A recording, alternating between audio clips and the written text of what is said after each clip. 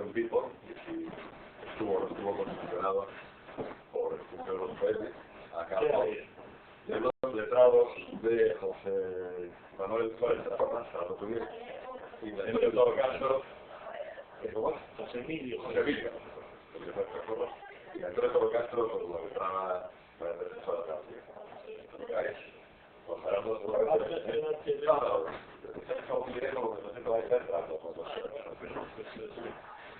Bueno, yo creo que si alguna razón tiene esta sesión, no es como una sesión de cotilleo jurídico respecto a qué pasó en el juicio y qué pasa en este asunto y qué va a pasar en el 11M. Porque para el cotilleo jurídico ya están los periodos.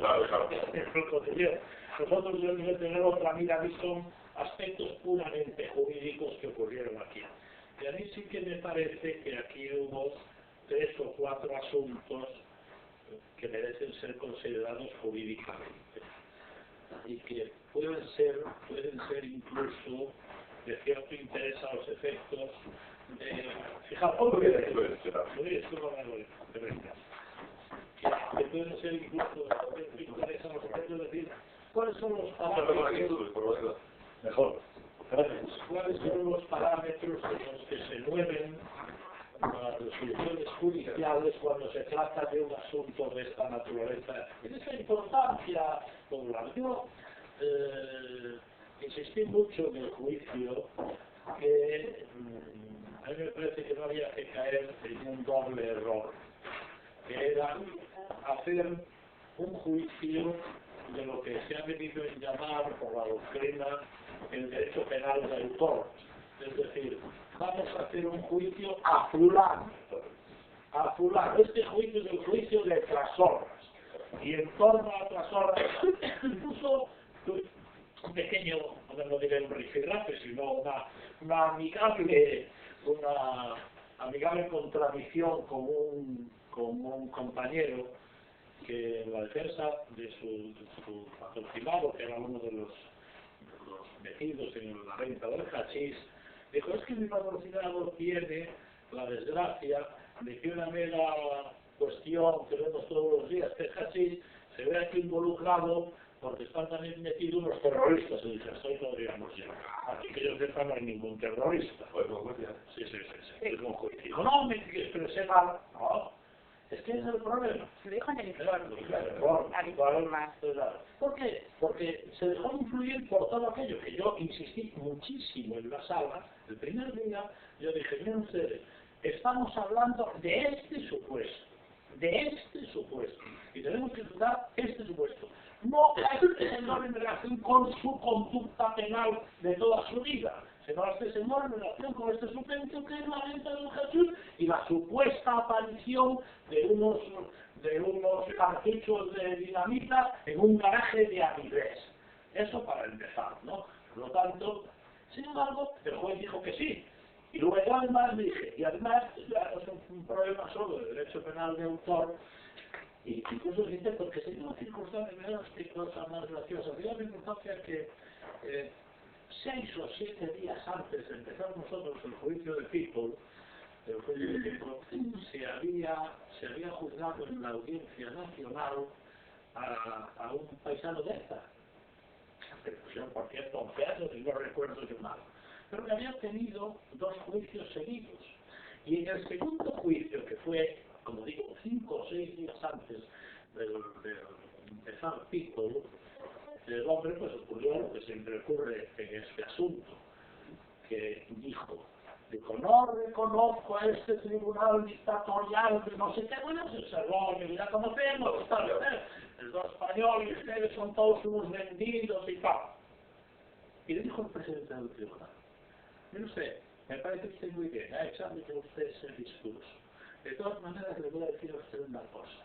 Ahora le van a comunicar a usted que en el juicio que tuvimos aquí hace 20 días, acabo de dictar una sentencia absolutoria, porque usted evidentemente es un señor de ETA, tiene muchos antecedentes de ha sido condenado aquí, y vamos a celebrar otro juicio. Pero en el juicio del otro día yo no tenía ninguna prueba para condenarle a usted. Aunque sé que usted es un señor perteneciente a este, yo le absuelvo porque eso me pareció revelador. Y lo leí allí, recuerdo que lo leí yo esa sentencia allí, y el tribunal dijo, sí, con la cabeza. El tribunal se puede mover la cabeza. Yo no sé si os acordáis, vosotros sois el general gente joven, algunos, tú y yo no, pero sois gente joven. ¿No os acordáis una época en que se puso de moda llevar en los coches, en la parte de los coches, y los perritos que con la carne? Bueno, es lo mismo que le pasa a uno cuando va a la administración, la gente así con la cabeza y dice, ¿qué estaba diciendo? Bueno, uno tiene un ánimo así con la cabeza. Pero por descontado, ese asunto se olvidó. Ese asunto lo ligué yo además con, no solamente el derecho penal de autor, ojo, no estamos aquí juzgando a otras formas, sino miremos si lo estamos juzgando unos hechos, se llame otras formas, se llame quien se llame, luego va a aplicar la pena, se verá si será de género, porque es una reincidente, nada por el estilo, sino que además no miremos estos hechos conmigo. Yo desde el primer momento, cuando el fiscal empezó a decir el 11L, yo dije, cierto, que aquí no se trata de este no es un juicio, que se trata de... Bueno, este es un asunto que había pasado, que había terminado en julio del 2001, en junio del 2001, por lo tanto, este tenía que ver con el 11L. Y el fiscal y el juez dijo, sí, de todas maneras, no estoy dispuesto yo tampoco a tenerte. Hombre, si usted la sentencia, mira, la sentencia dice una cosa tan sorprendente como eso. La 156. Al final, cuando empiezo a razonar, razonar porque es un término castellano, no por otra cosa, no lo digo en el sentido literal de la palabra, cuando empiezo a razonar sobre cuáles son las causas, las argumentaciones que el tribunal tiene para decir, mire, este señor debe ser condenado porque estos son los cargos que se le imputan y estos son las pruebas de los cargos que se le imputan, dice, el garaje lo utilizaron a tu pared del garaje, el garaje lo utilizaron él y por lo tanto él, pero no sé qué tal y cual. Dice, por último, debemos añadir a toda esta prueba de cargos un indicio cuál es el que se da en estas horas se encuentra encausado en el procedimiento 24 del 9. Pero ¿cómo puede ser esto judicialmente hablando? Jurídicamente hablando, esto es intolerable. Y en el mismo sentido, esto lo dijo el fiscal. Y para hacerlo lo mismo. Lo mismo. Exactamente la misma frase. Claro, esto lo dijo el fiscal. Y claro, yo ya... ¿Cuál es el caso porque yo los certificados de buena conducta? No solamente los certificados de buena conducta, no solamente sino que hemos inventado, le decía al fiscal, la reincidencia al revés. Acuso a este señor, el fiscal, fijaros, acusaba en su escrito de acusación con una pena. La subió un año y dijo, porque, y explicó, lo dijo claramente, porque este señor, y esto es el señor que se defendía de Teresa, estos señores cometieron luego unos delitos del mismo significado. ¿Pero qué dice? Si hemos inventado la jurisprudencia al revés, pero ¿cómo es posible que esa nueva doctrina jurídica que se acaba de inventar el fiscal aquí, pues la aplica, ¿sabes? No solamente eso, sino también el principio de presunción de inocencia, porque ni siquiera están juzgados, además. Pero ya no es que ese es un problema, yo lo digo como circunstancia que debe. ¿Cuáles son las argumentaciones en contra? Eso lo fundamentaremos en el curso de casación, etcétera, etcétera. Bueno, pero es que no, es el mero hecho de que el tribunal haya asumido esta idea, pone de relieve cuál fue la situación. Mire, el tribunal estaba inmerso, yo lo dije por la teoría compasiva, no se deje el tribunal, por Dios, influir, este es un asunto mediático. Y una cosa que dijo Teresa fue muy gracioso. Dijo Teresa, antes de hablar yo, dijo Teresa, que yo la misma cosa, y creo que lo dije totalmente. Yo espero que el tribunal... Yo le dije que la realidad social a la que aludía el Ministerio Fiscal, porque su informe dijo que bueno, que había que tener en cuenta la realidad social de los acusados a dictar la sentencia. Entonces yo dije que esperaba que la realidad social, si se refería, y ahí fue donde me llamó la atención de Ana Petri, porque dije, si se refería a que a una prueba que solicitaba el Ministerio Fiscal al inicio del juicio, que era el famosísimo informe pericial, el famoso informe pericial, pues Ana Petri en un principio pues luego tampoco lo admitió, lo que era el informe pericial no dejó que entrara. Y esta noche, en la televisión, había 4 personas, no juristas, por cierto, que estaban criticando la decisión que había tomado por la mañana el juez. Entonces yo dije que era difícil abstraerse y que entendía que debía abstraerse a esa realidad social continua, que estaba sometido mediática y con la presión del 11M. Y cuando él estaba diciendo, me dijo la Petri, por ahí. Porque el tribunal se va a quemar, no va a tener para nada en cuenta eso. Yo dije, pero dijo él, ¿lo espera? ¿Cómo que espera? ¿Cómo que espera? Y le dije a Teresa, que estás segura, y dijo, ¿estás segura? Dijo, estoy segura, pero no es verdad. No había nada en el tribunal, nosotros no estábamos seguros, y lo que es más grave, tampoco lo esperábamos. Yo me estaba fijando esta mañana y estaban hablando de un barco que está en las costas de Mauritania por 400, 200, bueno, no sé, bueno, 400, 200, no sé qué. Y el periodista que estaba haciendo la crónica dijo, ¿subieron o no subieron al barco unos señores que llevaban víveres y tal? Y no subieron porque tuvieron miedo, porque había un caos y no sé qué. Y nos dijeron, entonces yo al paisano dijo, no, esa gente está desesperada, pero le queda la esperanza. Mire, está desesperada, no le queda la esperanza, no fastidia. ¿Cómo que es eso? Pues esto es lo mismo. Uno espera y no espera nada. Este es el gran problema que yo creo que se desprende, no de este juicio, sino de otros muchos, que lamentablemente en este juicio se ha puesto de relieve. Y yo digo con absoluta claridad que la presión social y la presión política, porque en el sentido inmediática de todo esto, ha podido más. Yo comentaba muchas veces y decía, bueno, espera, pero no estoy muy seguro que los tribunales se sientan absolutamente ajenos a esto y sean tan absolutamente independientes y libres que sean capaces de hacer todo esto.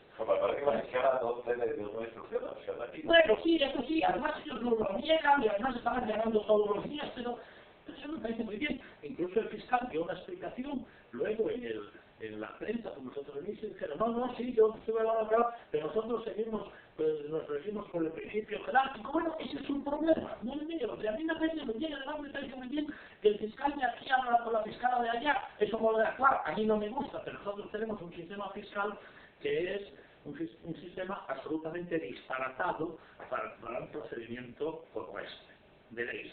Yo, por ejemplo, digo que el peor problema que pasó aquí, la circunstancia más grave, además de esta de carácter mental, conceptual, que un tribunal puede decir, y a este señor le aprecie como indicio acusatorio lo que hizo luego, que esto es gravísimo, a mí me parece que esto es gravísimo, jurídicamente hablando, lo peor fue lo siguiente, verá, esto, yo lo dije en el informe de abogado. Lo peor fue que había 12 cartuchos de dinamita en una caja, en un garaje, en un lugar, que luego resultó ser un garaje de un paisano. Bueno, había 12 cartuchos de dinamita en un garaje. De esos cartuchos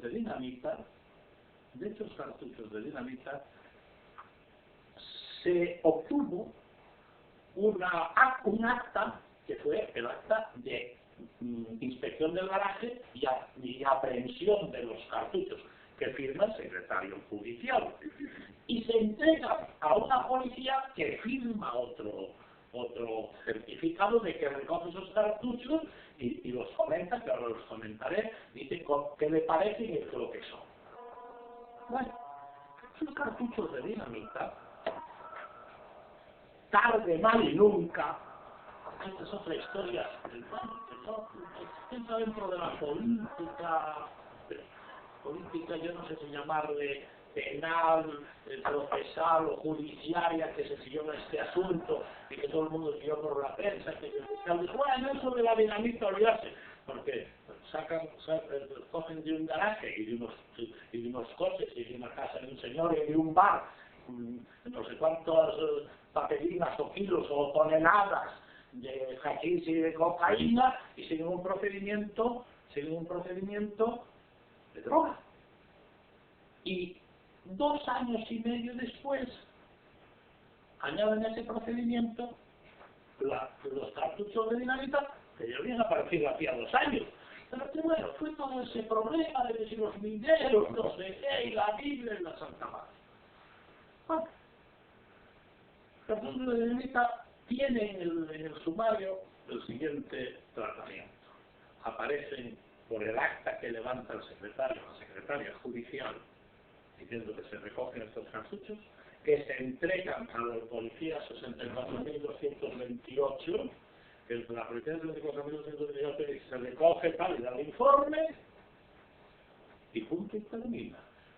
Voy a decir, que luego me compararé yo también, que en ese informe se dice unos cartuchos en mal estado y exudados. Pero bueno, eso es un problema. Luego lo hablaré de ese caso.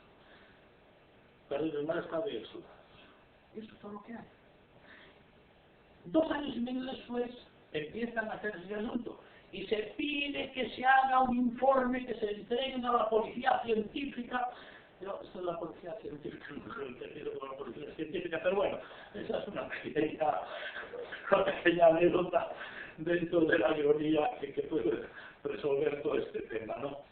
Que se entregue a la policía científica para que haga el correspondiente análisis, informe científico de este asunto. Y nunca llega. No aparece. Yo pensaba, yo y todos los demás pensaban que hay un claro problema, que es que nos falta un elemento básico para los elementos, que es qué era eso, si era realmente lo que creemos que era y en qué estado estaba, además. No solamente que eran cartuchos de dinamita, que a lo mejor lo ponía allí, dinamita, goma, 2 secos. Lo ponía allí, pero en qué estado. Pero en principio hay ahí un acta de detección que dice en mal estado y exudado, pero está en buena cosa. Bueno, y eso me parece que era muy relevante, que es una circunstancia jurídica muy importante. Es decir, tiene que haber un informe oficial, pero no lo había. Resultó que al principio del juicio, el fiscal dijo, yo pedí hace año y medio un informe oficial y no llegó, pero me llegó ayer. Y pido que se incorpore. Y ahí lo tengo. Y pido que se incorpore. Bueno, por descontado nos opusimos. Hubo un incidente que seguisteis todos por la prensa y después del asunto, el presidente no le permitió incorporar el además con toda la razón.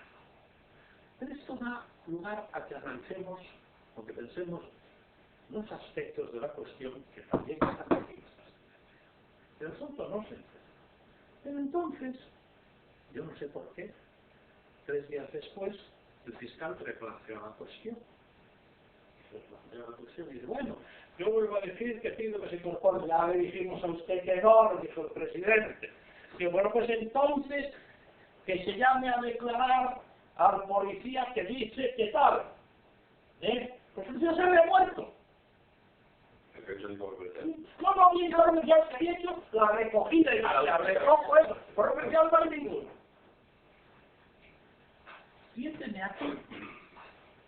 aquí que el fiscal pide entonces. Entonces pido que se me afecte la pericial de otro policía,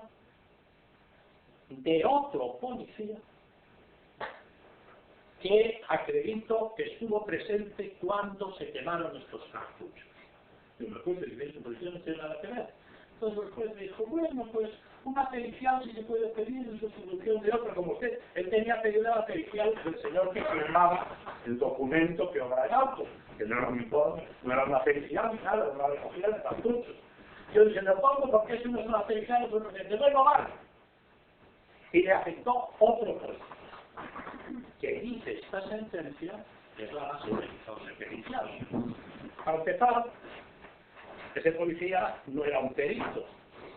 Recordaréis que yo dije, él dijo, sí, yo entiendo de esto, que yo viví mucho tiempo en el País Vasco y sé lo que es la goma 2, y cuando se quema la goma 2, pues levanta horno y cabeza. Yo estoy presente cuando la quemaron y me dolió la cabeza. Y además salió humo blanco, y al menos mal que no estaba usted en Roma el día del Papa, porque estaba usando goma 2.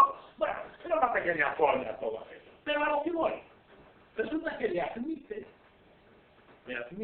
la pericia de un señor que no hizo informe, ve que es un señor que no tiene título de perito y que además es uno cuando tienen que ser dos. Bueno, pues esto es lo que sirve de base para que esta sentencia diga que el goma 2 que explota y que era peligroso. Esto es lo que sirve. No, además él, perdona que haga un inciso, declaró, pues eso lo pregunté yo, dijo que él no podía saber exactamente el estado en que estaba porque él no es un analista. Es un analista, sí, que es la misma manera que si una pericia balística, ¿no? Un municipal que lleva una pistola encima y dice, llevo 20 años con esta pistola y puedo emitir el informe. Y en eso pero la admite, que yo voy a ver que tenemos todos eso. Es como una pericia. Pero esto es más grave lo siguiente, fijaros bien lo que es más grave. Entonces el fiscal y la sentencia le apoya en eso. El fiscal dice, mire usted, yo no contaba, porque no me dejaron, injustamente, y es una de las causas por las que el fiscal está recurriendo, si no he leído, no me dejaron incorporar el informe pericial que yo había pedido y que yo tengo. Y ahí es donde yo digo, basta, porque el juez tenía que haber dicho, quieto ahí. ¿Cómo que tiene un informe pericial que pidió esta sala? ¿Cómo es que un perito judicial le manda el informe al fiscal y no a las partes? ¿Cómo que es eso de que usted tiene ese informe? Pues yo me enfadé con el fiscal. Dice, eso es la demostración de que usted no tiene una idea de que usted y yo somos iguales en este juicio. Y ese es el gran problema que tenemos en el procedimiento y que yo denuncio desde ese asunto. Nosotros tenemos un procedimiento que ayer, el martes yo tuve una reunión con don Javier Gómez Bermúdez, presidente que va a ser a partir del día 15 de marzo. Ya con don Javier Gómez Bermúdez yo había tenido ciertos choques doctrinales, puramente doctrinales, en otras apelaciones anteriores, este mismo asunto del 11M, porque yo denuncio reiteradamente el desequilibrio y la desigualdad que nuestra ley permite dar al Ministerio Fiscal en cosas eficientes. Por ejemplo, si el instructor del 11M acuerda un reconocimiento judicial del sitio donde se dice que actuó mi cliente, me tiene que llamar a mí. Pero no me llama y va con el fiscal. Y yo, nada. Entonces, y el otro día digo, el presidente dijo, bueno, el abogado, el otro día, verá, nuestra ley, yo no quiero discutir, pues, nuestra ley le da prioridad, le da una situación de prevalencia al Ministerio Fiscal en fase instructoria en algunos aspectos. Por ejemplo, le permite conocer cosas que usted no le permite porque hay secreto de sumario y él sí las puede conocer, no es lo malo. Bueno, pero nosotros tenemos esa ley, ya ha sido reiteradamente denunciado, como sabe, por el Tribunal de Estrasburgo y patatá, pero seguimos con esa ley. Que aquí se ha llegado al último extremo, es decir, al extremo de que el Ministerio Fiscal le pide a la sala un informe, le pide una pericial. La sala lo acuerda, la sala manda el asunto, el informe no viene a la sala y 2 días antes del juicio se lo mandan al Ministerio Fiscal. Esto es intolerable.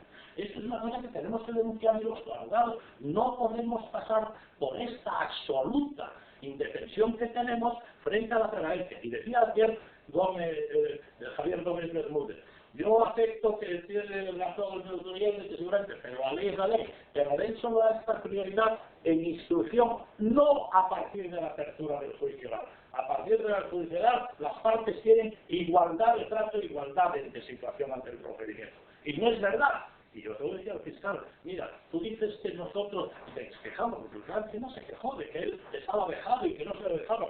Dice, ese es un problema mental, lo dije yo al fiscal, señor fiscal, que es un problema mental, no te das cuenta de que te manden a ti un informe, es un asunto que tú no podías admitir. ¿Qué tienes en la cabeza para decir que te mandaron un informe. ¿Y cómo puede el ministerio, el presidente del tribunal decir, ya le mandamos el informe, espere que haga un incidente ahora mismo? A ver qué pasa. Este es el gran problema. En este juicio, de estos asuntos hay muchos. Mirad, otro muy relacionado con esto.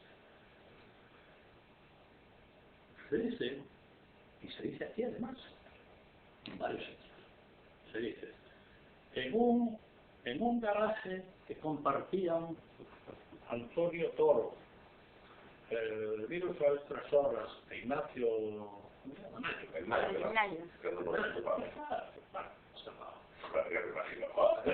Bueno, radio, en un garaje compartido los tres, tenían una dinamita y en consecuencia la dinamita de los tres. ¿Y punto? Bueno, esta manera de decir. Resulta que la base fundamental es que cuando hacen la comparecencia, allí los detienen. Allí detienen a Toro y a Nayo. A Toro y a Nayo. No hay ni uso de las 3 horas. A Toro y a Nayo. Los detienen y los llevan a la comisaría. Cuando están detenidos, un par de horas después, asuntos, confidentes, toda esa historia, Emilio se entera. Y va a la comisaría, oye, ¿qué pasa con mi cuñado? Y que venga usted para acá también. Ah, no vale, bien, ya lo discutiremos. Venga usted para acá también.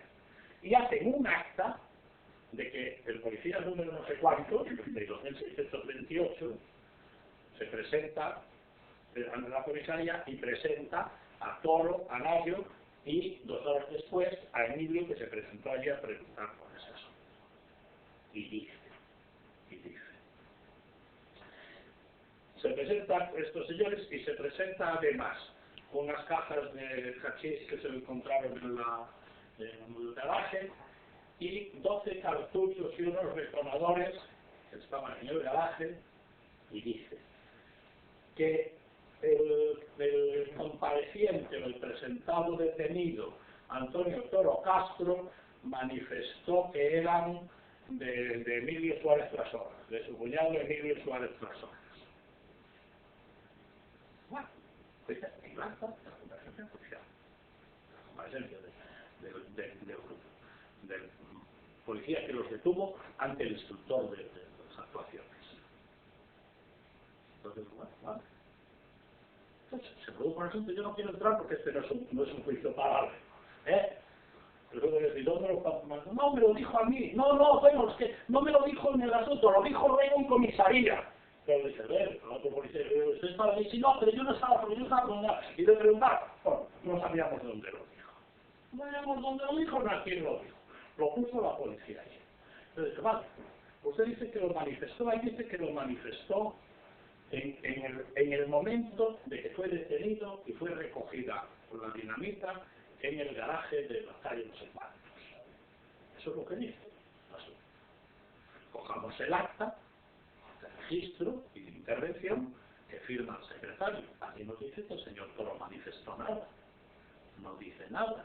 Y yo pienso, y eso es una cosa muy importante, que una declaración, que no es una declaración, es una manifestación que hace un policía diciendo que fulano, que es un detenido, le dijo tal cosa, no tiene ningún valor procesal. Y no la tiene porque está en contradicción con el acta judicial que levanta el secretario judicial y que no dijo que el señor Toro dijo allí eso.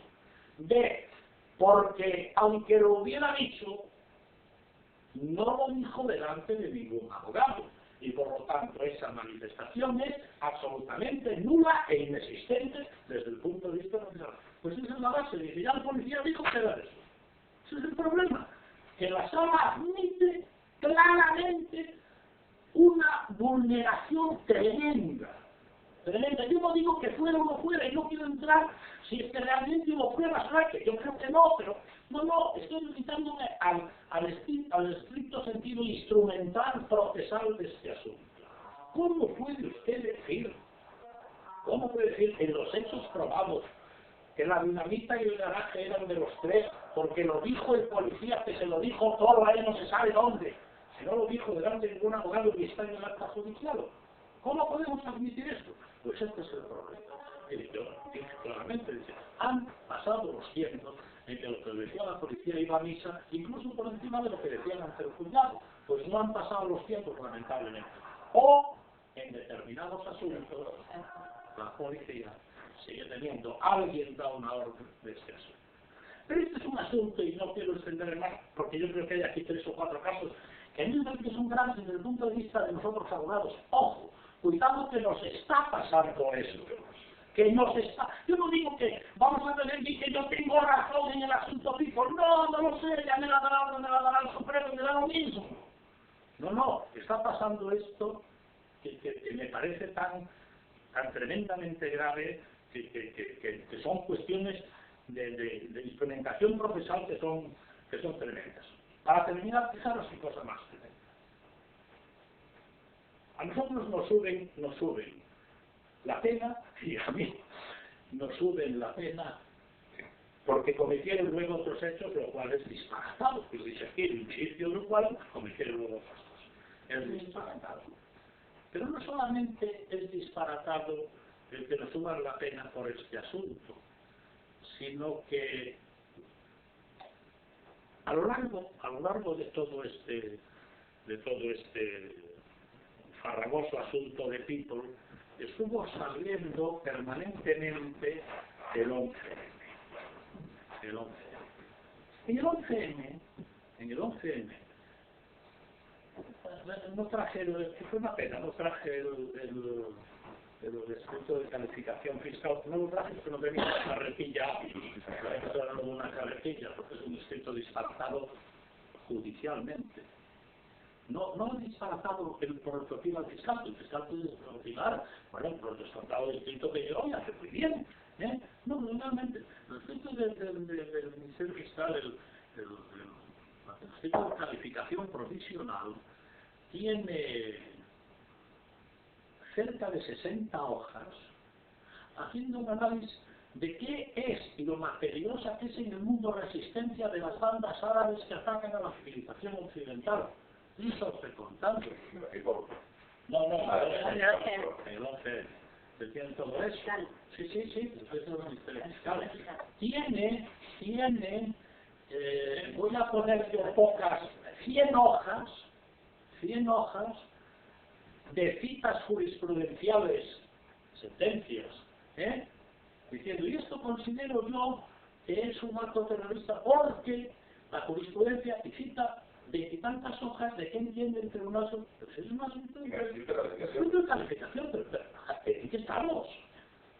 ¿Pero qué estamos? ¿Cuándo cumplimos aquí la ley procesal?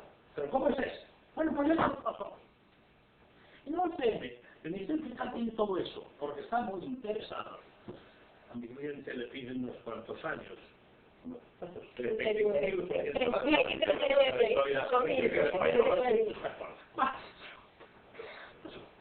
Bueno, está muy interesado en probar que eso era una conspiración islamista, era un conjunto, un equipo de gente formada en una banda terrorista, una banda que hacía todas estas cosas para muchas cosas, para el occidente, para el régimen, para derrocar todo lo que hay que derrocar. Bueno, era una banda. Y ese criterio lo tenemos. Y ahora recurre porque el tribunal de Quito no acepta que sea una banda. Dice, mira, esto no es una banda. Pero los que venden casi como 2000, que hay en este país que todos conocemos, luego de los despachos, que venden casi a unos y a otros, económicos, otros económicos. Pero es una forma de banda, señor. Esto no es una banda organizada a la venta de cachis. Y el señor fiscal nos dio la guerra sobre la banda y ahora recurre por eso.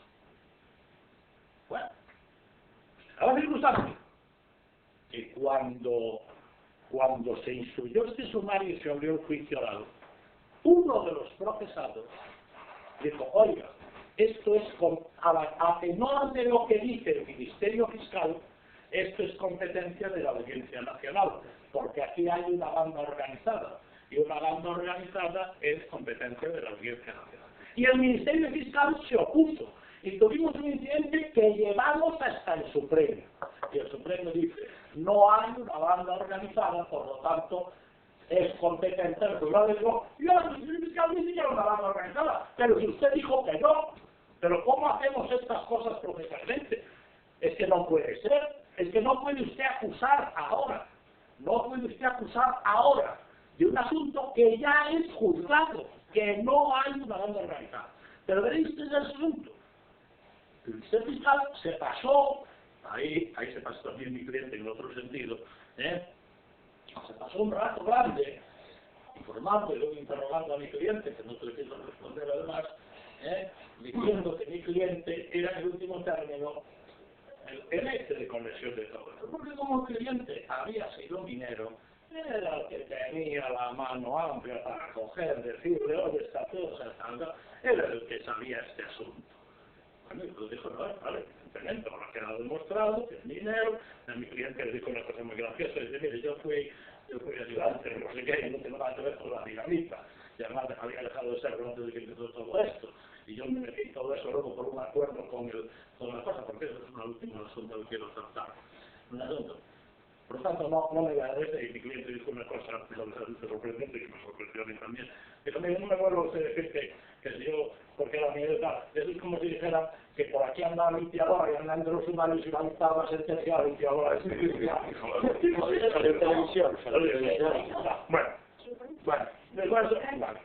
Bueno, pues entonces aquí hay, en esta sentencia hay 3 o 4 folios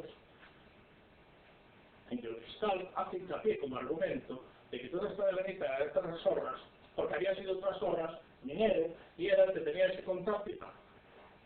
Y en el resultado de hechos probados, y en el escrito de acusación definitivo, dice una dinamita cuya procedencia se desconoce.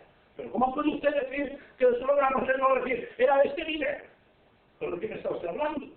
Estos problemas procesales,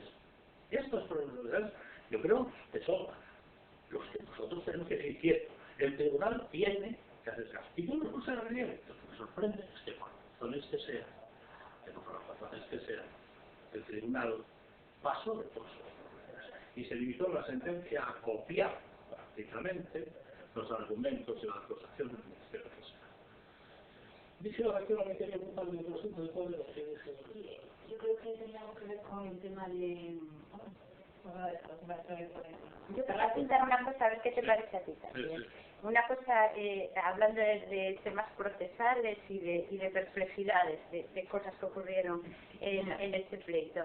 Y es el tema de la no comunicación, de las diligencias y de cómo dan por supuesto y dan fe de que ocurrió una notificación al Ministerio Fiscal que en realidad no se hizo. El tema está en que, bueno, recientemente hubo dos sentencias del Tribunal Constitucional donde se dice que cuando hay un auto autorizando unas escuchas telefónicas, evidentemente el tema es secreto.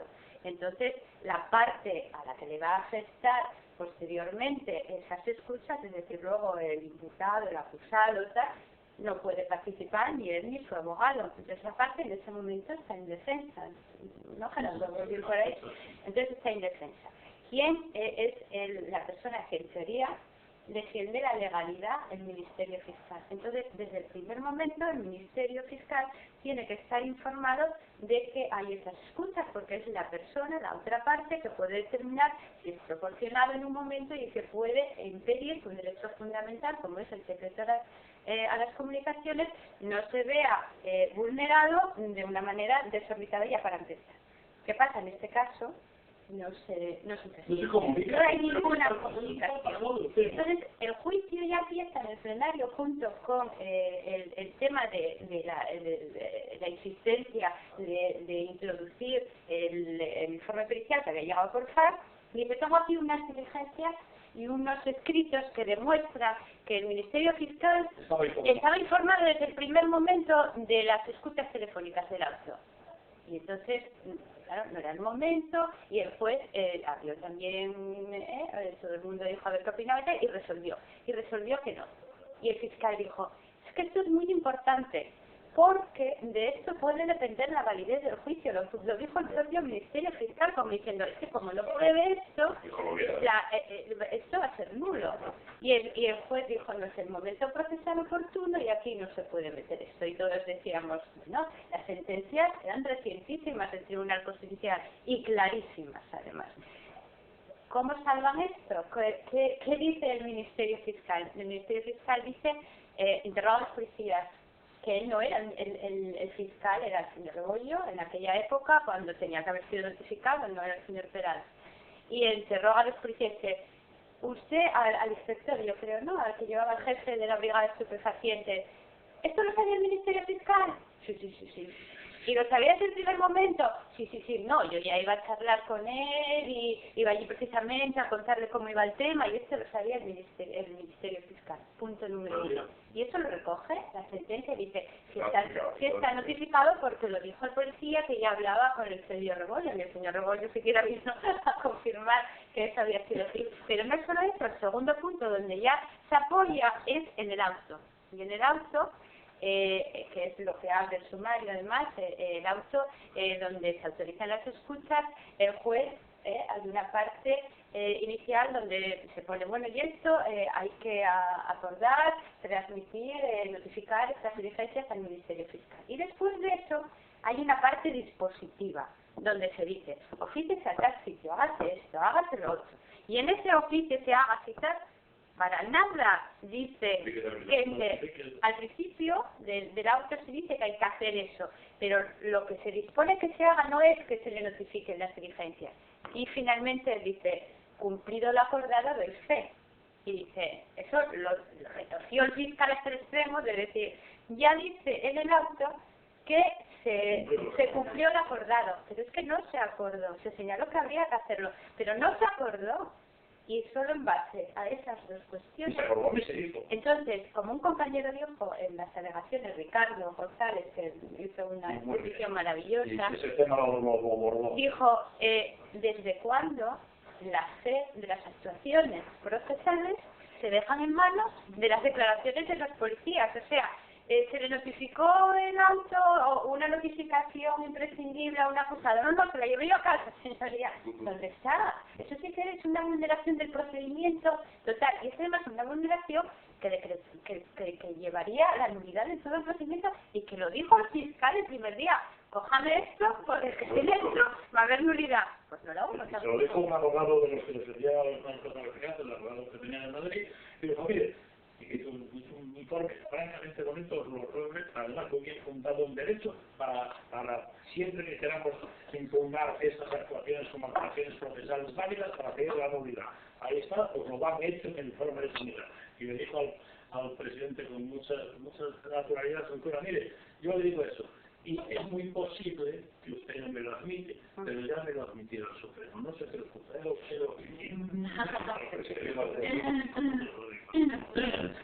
el problema de esta idea, ya me acuerdo de otra cosa que yo quería decir, es que nosotros tenemos, y tengo que decir que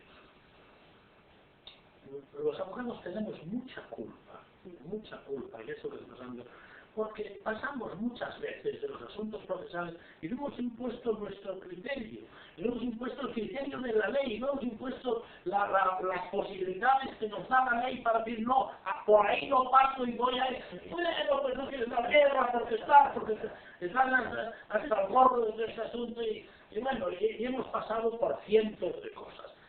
Yo recuerdo hace muy poco tiempo, hace 15 años, pero bueno, poco tiempo comparado con la eternidad.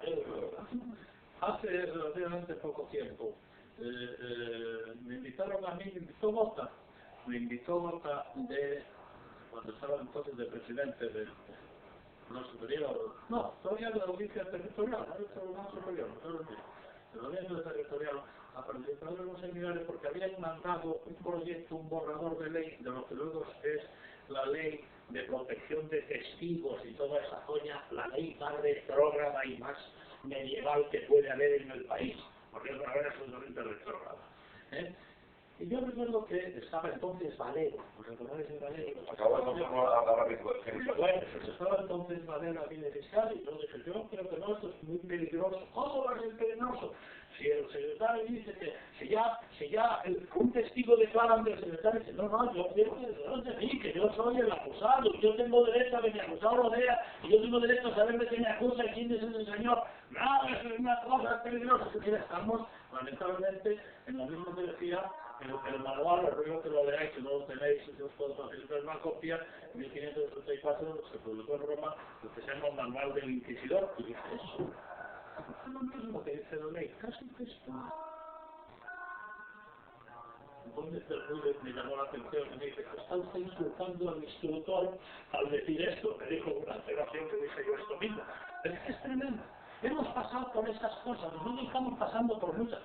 Pero usted me aterra ver que para detener a un señor que tiene, pues no sé qué, que va como es un petardo, no sé qué, o sencillamente que está traficando con droga, va un policía acusado. ¿Pero qué me dice? Pero ¿cuál es el sistema de protección de derechos que afectamos todos? Pues en esta afectación y este procedimiento lo está poniendo de relieve, y lo que es más grave, lo vais a ver a partir del día 15, en el procedimiento del 11M.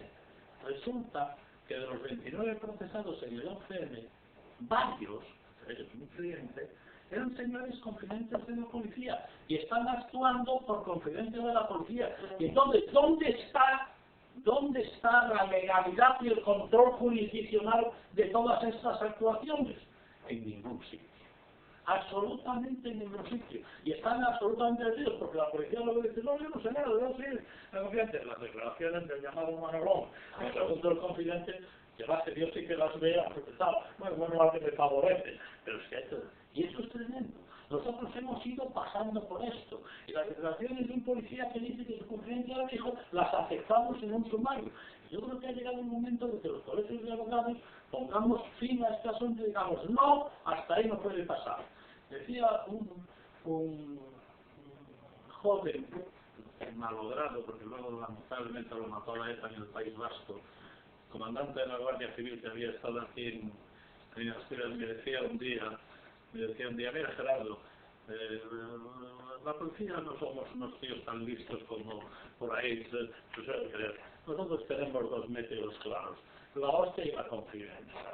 Déjate de tonterías. Sí, déjate de tonterías. Y ese es el problema. Y entonces la confidencia es gravemente perjudicial, Y la afectación de manifestaciones de confidencia y de esto.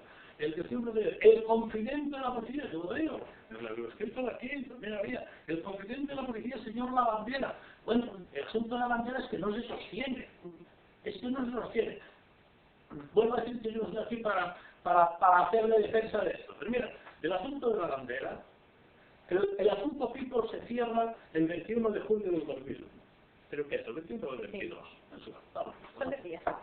El 21 de julio del 2000. El 2001. El asunto de Lavandera es que Lavandera dice que él fue a ver a un policía que era confidente y le dijo unas cosas y grabaron una cinta. Bueno, la cinta aparece 4 años después. 4 años después. Y aparece tirada en el patio de una comisaría de una cuartel de la Guardia Civil. Y uno de los dos de la cinta, Pillo y Lavandera, dice, no, se la grabé yo ese día, el día que me lo dijo, que era padre. Bueno, a ver. Bueno, resulta que la cinta dice cosas que pasaron en noviembre de ese año. Que pasaron materialmente y que está pesado. Pero piense, no se la pudo usted decir. Pero si además la cinta dice el policía, y esto es base de este asunto, no mandaron a la comisaría e hizo un atestado. Fue al portal de la casa de Lavandera y se la grabó en el portal. Como tal, ya dije yo allí que todos los que estáis en el entorno oficios preparados para ir a los portales para asistir a los detalles. Y todo esto se admite aquí. Este es el problema. Yo creo que los colegios de abogados tenemos que sensibilizarnos y empezar a decir, no, basta, hasta ahí no se puede quedar. Y no puede ser que estos señores, que mienten o no mienten, ese modo de actuación sirva para fundamentar una sentencia condenatoria. Yo no digo que mientan o no mientan, me da lo mismo, aunque no mintieran. Es que no puede ser. Es que una cosa que dice de esa manera no tiene valor probatorio y no podemos aceptar que tenga valor probatorio. Prácticamente los jueces pasan de eso. Yo comprendo que, sí, esto tiene mucha más trascendencia que el mero hecho de que una señal del día 12 cartuchos de dinamita que no los vendieron, que por eso se abre estropeados y los quemaron y le dio dolor de cabeza a un policía. Ni siquiera eso.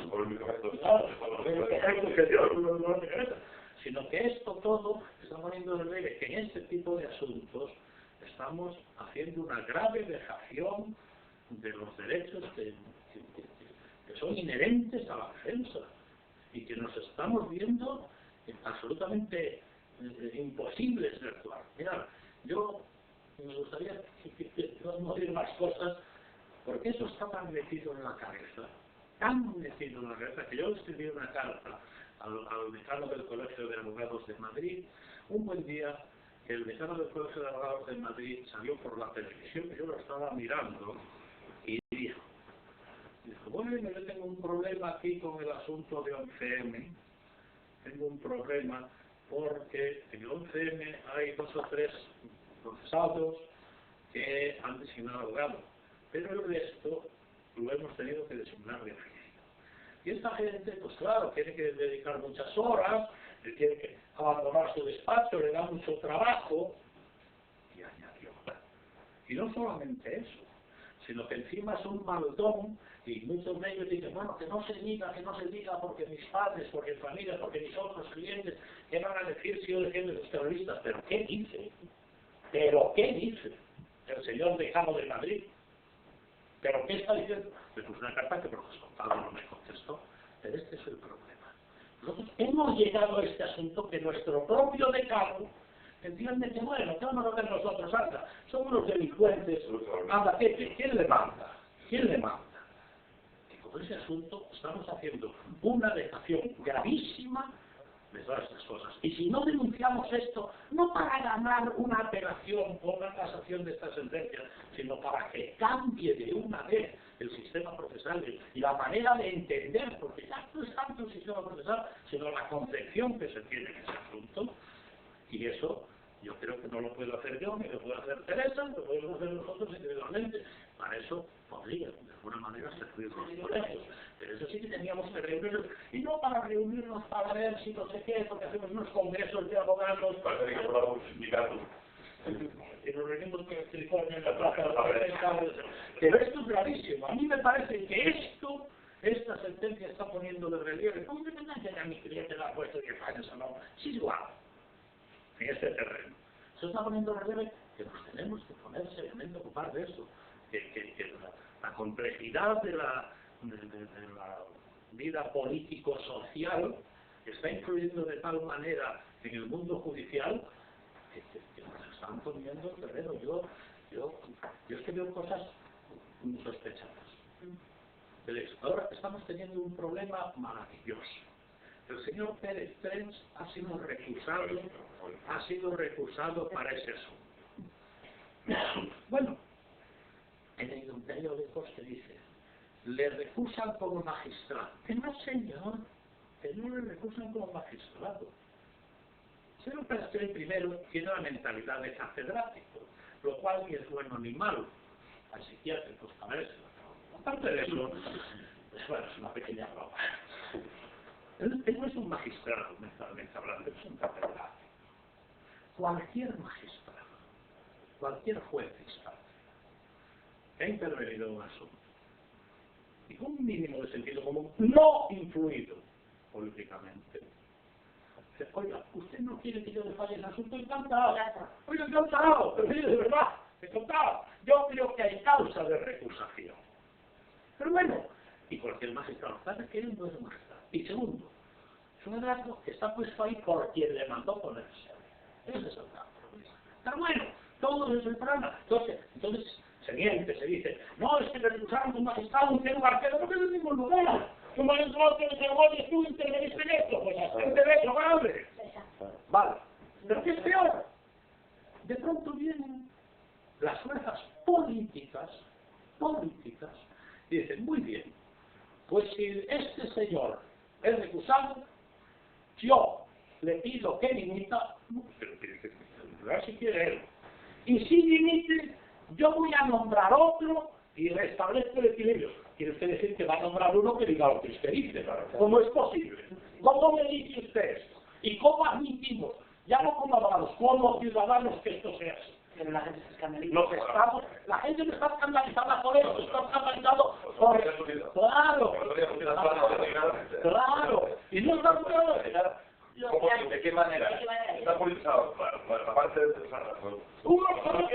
claro, y la gente y ya afecta, no, pues que nombre entonces, y la afecta uno que diga, ¿cómo? No, la otro que diga lo que es que la calle lo ve de una manera que está muy manipulada. La gente, no lo afecta, es que no sabe lo que está pasando. La calle, no, la calle, es normal, eso es normal. Que fueron a por él y que él ahora va a difícil porque está como ofendido. El otro día me vi yo a un sector y dice... Pusieron en duda a su manera con los lo recusa, él será libre de dimitir si quiere. Faltaría más que no pudiera dimitir. Y faltaría más que no se siguiera el sistema y se volviera a nombrar otro por quien legalmente tiene que nombrar. No, pero si no a mí se me dijera, porque normalmente tiene que nombrarlo. Vale. Te digo, porque normalmente tiene que nombrarlo y dice el que normalmente tiene que nombrarlo. Para restablecer el equilibrio.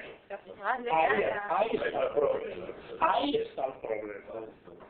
Hombre, eso lo estamos admitiendo.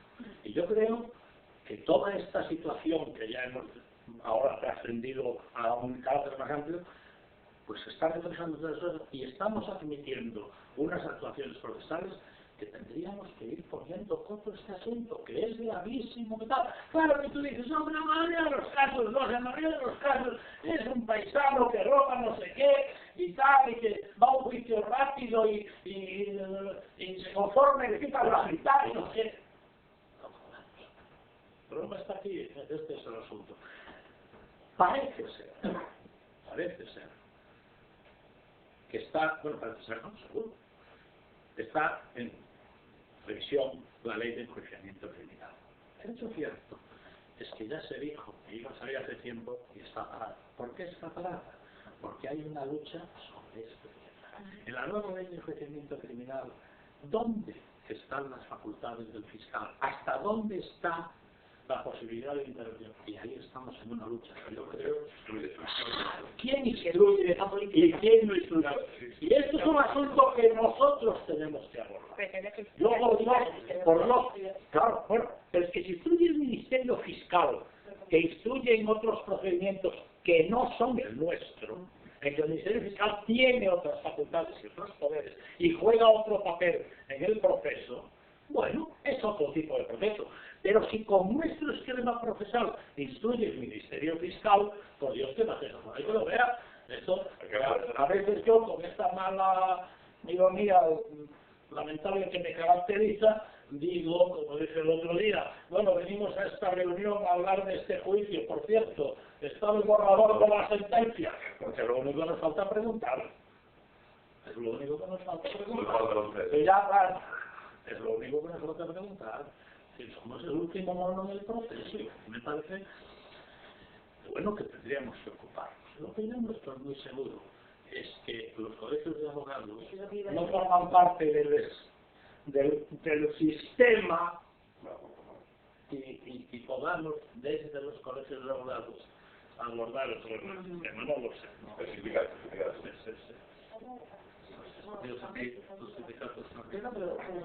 Politizados no, ni siquiera estamos suficientemente politizados para defendernos como colectivos. Politizado es una palabra peligrosa. Es una palabra peligrosa. Aparentemente peyorativa y si politizados quiere decir que las fuerzas de los poderes políticos están influyendo en las otras instituciones, eso es peligroso. Que le siga una política judicial, pues natural, oiga, pues solo faltaría. Pero eso es otra historia. Yo no sé si teníamos que hablar de todas estas cosas. Pero yo muchas veces, no puedes decir, no se puede cortar este asunto para que mañana yo lo salga en alguna cosa que diga algo. Yo muchas veces, dice, no, verá usted, en la oración, por Dios, no voy a hablar contra la democracia. No voy a hablar nada, no voy a hablar contra la democracia. Voy a hablar precisamente en favor de la democracia. Nosotros no veis que estamos asistiendo al derrumbamiento del más claro pilar, el eje central del Estado democrático. El eje central del Estado democrático, pero ya desde tiempo, no diré inmemorial, pero desde la Revolución Francesa era la distribución de poderes. Es que estaba en Grecia también. La gente que dice la Revolución Francesa no sabe lo que pasaba en Grecia. Pero los griegos eran democráticos, los romanos menos. Los democráticos dicen, coño, vamos, hasta ahí podrían llegar. Bueno, pero ese es el asunto. Entonces, ¿cuál es este equilibrio de poderes en un Estado democrático? Que tenemos la garantía de que los señores, justamente, que son el pueblo, no todo el pueblo, los representantes del pueblo, ya empiezan las quiebras de quién es el representante, pero bueno, acepto el asunto como es natural. Los representantes del pueblo hacen una cosa, dictan la norma. Y luego, unos señores, también elegidos por el pueblo, la aplican. A eso lo llamamos ejecutivo. Y luego, en la aplicación de esa norma, hay disparidad de criterios, intereses enfrentados y dilucida el poder judicial. Ahí está, hasta ahí eso es elemental y claro. Pues eso no es verdad, señores. Y no es verdad sobre todo en los dos primeros aspectos. ¿Quién hace la norma? Bueno, nosotros tenemos la barbaridad escrita en una ley que dice que salvo casos excepcionales, que no hay Dios que los pueda hacer, la norma la hace el gobierno y se la manda a las Cortes para que la aprueben. ¿Qué dice usted? Será al revés. ¿Cómo que la norma la hace el gobierno? ¿Pero qué está usted diciendo, señor? Que nosotros, las leyes las hace el gobierno. ¿Pero qué es peor? Y dice, no, verá, es que es la manera de que ellos puedan aplicar su política proponiendo una norma. De hecho, el gobierno lo que hace es una propuesta de ley. Pero no es verdad, porque lo que hace el gobierno, tal como está montado el sistema, es hacer la ley. La mandan ahí para que sus subordinados, cuando levantan el dedo, digan que sí, y allí los ministros que están todos sentados dicen que sí, no sé qué. De tal manera que la división entre el poder legislativo y el poder ejecutivo es absolutamente inexistente, es falsa en este país. Las Cortes hacen por sí mismas la ley. Eso es falso, esto es mentira. La norma la hace el gobierno. Si encima la hace el gobierno, se permite ahora nombrar jueces y destituir jueces y controlar los jueces y hacer eso, pues válgame Dios y que lo vean. Si a esto le llamamos democracia, pues vale. Pero esto no tiene nada que ver con lo que yo creo, que tampoco digo que a lo mejor estoy en razón, a lo mejor alguien viene más listo, pero bueno, por ahí uno por ahí,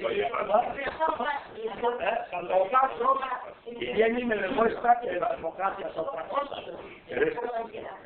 No quiero decir nada, pero es que es un problema y todo eso está reflejando en el procedimiento. A mí me aterra, vuelvo a lo que estaba diciendo hace un momento, cómo se está haciendo la ley del procedimiento criminal, porque se están manteniendo graves resistencias a fuerzas de poder, fundamentalmente del poder ejecutivo, a través del Ministerio Fiscal. La lucha en que si el fiscal depende de la cosa, no depende de efecto funcional, pues lo vemos todos los días. Es mentira, es una farsa. Eso de que el fiscal es independiente y que no sé qué, es mentira. Y como los fiscales actúan bajo ese régimen general, no sé qué, pues resulta que es el Poder Ejecutivo último término lo que está controlando este negocio. Y si no lo reconocemos así, es que no lo queremos reconocer y queremos taparnos los ojos y decir que muy bien, que todo va bien. De hecho, acaban de premiar a un fiscal pro ejecutivo nombrándolo ministro de Justicia. Ahora también que son Bueno, porque no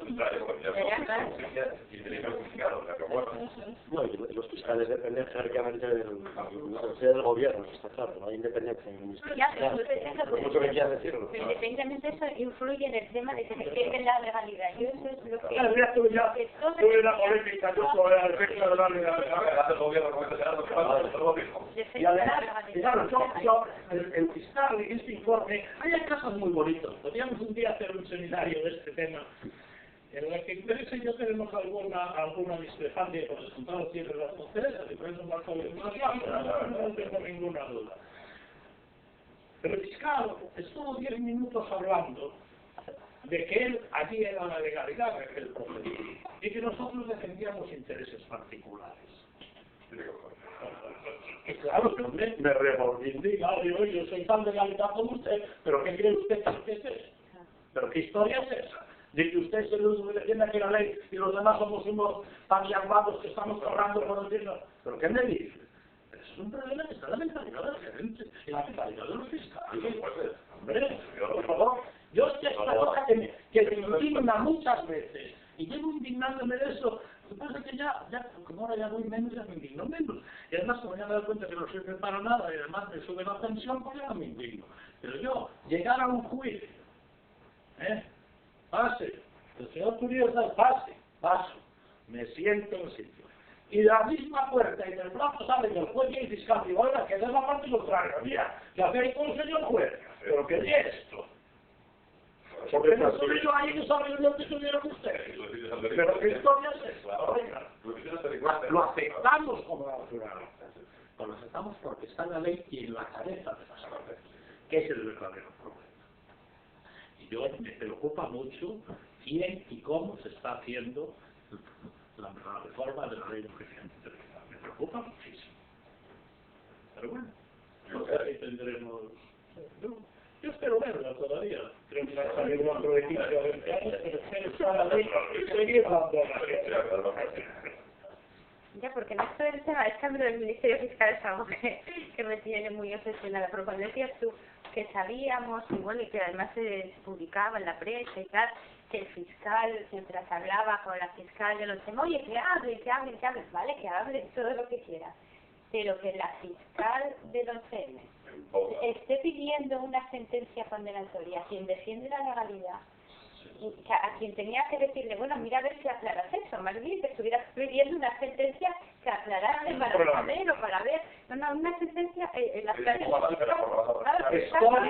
muy satisfecho. Es que tienes que defender la legalidad. Estoy muy satisfecho de como fiscal en la prensa, estoy muy satisfecho de haber ganado este juicio. Yo me quedo fiscal ganó a pie de juicio, se dijo que se ha aplicado la legalidad, lo que yo creo que es la legalidad, pues no me satisfecho de haber ganado ese juicio. Es un problema mental. Fundamental, sencillamente. Pero bueno, pues nada más. ¿Y cuándo empieza el de la FM? El día 15. Bueno, pero no tenemos Bueno, y entiendes. no tenemos lo que hay, no tenemos lo que hay, porque bueno, eso es una cosa disparatada, ¿no? Es una cosa disparatada. Eso es una cuestión probablemente. Bueno, yo creo que sí, es muy posible. Nunca se sabe. Yo tengo mi particular teoría, pero tampoco no deja de ser más que una teoría, ¿no? En el 11M hay otra cosa muy grave, en la misma línea que acabo de decir, que ya ha llegado al sumo, a lo que ya nunca se podía pensar, que era que un juez instructor, sabiendo, acepta pruebas manipuladas y rechaza pruebas que los no tenéis una manipulación policial de las pruebas escandalosas y pasa. Y pasa y no van a ir a la cárcel y pasa nada. Y ahora, porque aquí un policía dice y te dijo Toro que tenía la cosa tal. Y por eso condenan a un tío. Pero no más. Entonces hay manipulación de las pruebas descaradas. Hay ocultación de pruebas. Hay de todo. Saldrá ahí. ¿Y qué? No pasa nada, porque eso se acepta por los órganos judiciales. Claro, ¿qué es el tema? Se acepta por los órganos. Yo siempre recuerdo hace... ¿Verás?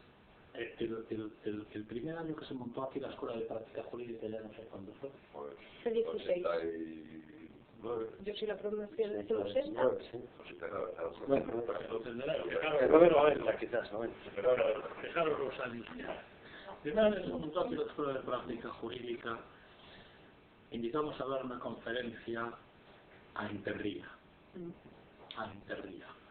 Y en Interría dar una conferencia, una tal.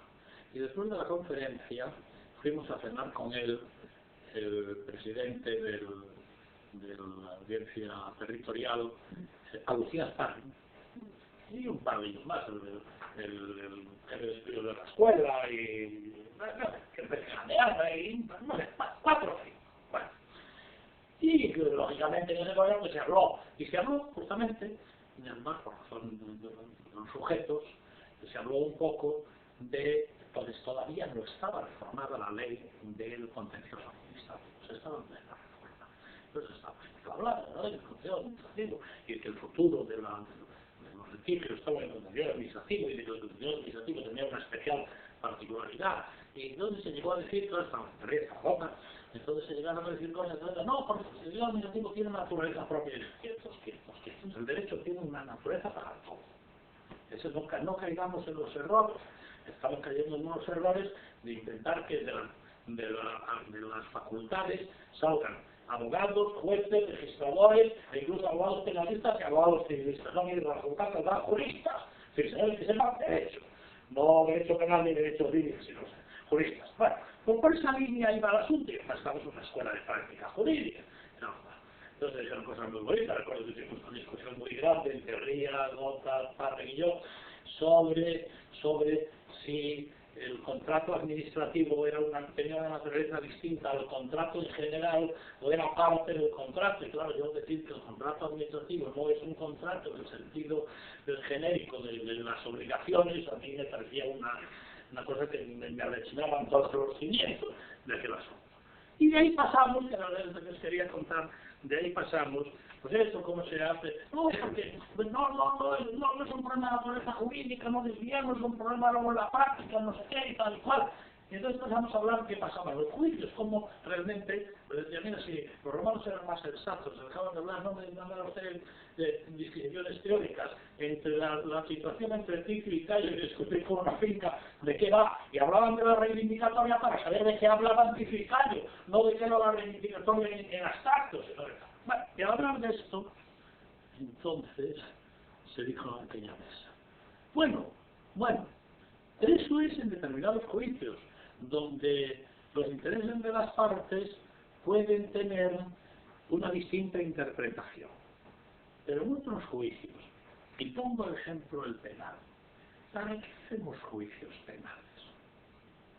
Si el penal es un señor que hace un delito, lo coge la policía dice quién es el delincuente, condenémoslo, ¿para qué diablos hacemos un juicio penal? Para que pensé que el Código Penal tiene que ser un solo artículo. Y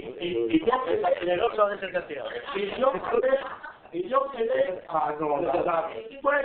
bueno, se dijo en aquella mesa. Y entonces yo quería hablar. Luego se trató de... Entonces, decía el que lo dijo al padre. Mira, que tú eres juez, no vas a decir a mí que tal. Tú eres una cosa que montamos para cumplir la legalidad y además está bien por la presunción de inocente y tal. Pero todos sabemos quién es el delincuente, para que te estamos dando vueltas. Esa mentalidad no ha desaparecido. No ha desaparecido. La idea de la presunción de inocencia es en gran medida una entelequia doctrinal que no está en la cabeza de muchos jueces y lamentablemente de muchos abogados.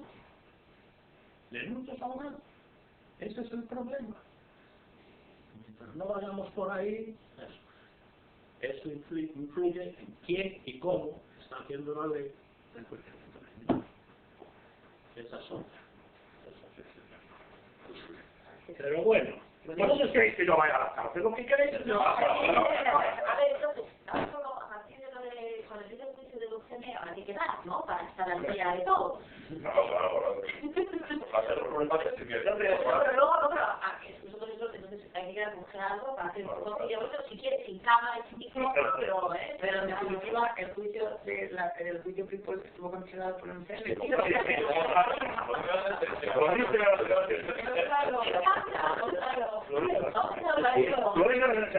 Al punto que la fiscal del 11M reclamó formal y oficialmente la sentencia y se incorporó esta sentencia a los autos. Está incorporada procesalmente a los autos del 11M. Cuando esto tendría que ser el antecedentes penales, que no está, porque no son firmes.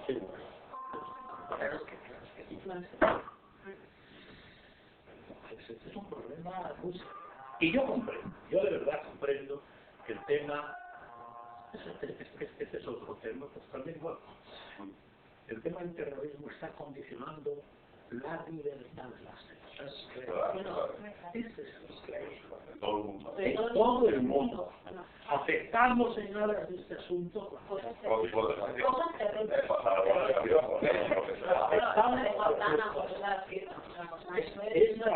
Hemos dado un retroceso enorme. Hemos dado un retroceso enorme invocando el terrorismo. Invocando el terrorismo. Por cierto, os digo como compañeros y amigos, sabéis que en mi despacho no hay armas de destrucción masiva. Claro, no lo sabía ayer, pero os digo claramente que no. Por favor, os lo digo. Os lo digo. Estamos afectando cualquier cosa. La sociedad mira para otro lado y pasa por lo que sea. Pasa por... Epidemia totalmente. Eso es muy grave. Y en como estamos de acuerdo en todo, no hubo mayor problema. Bueno, encantada de escuchar además, fenomenal. No, pero no, yo lo que me gustaría es que no hagamos de esto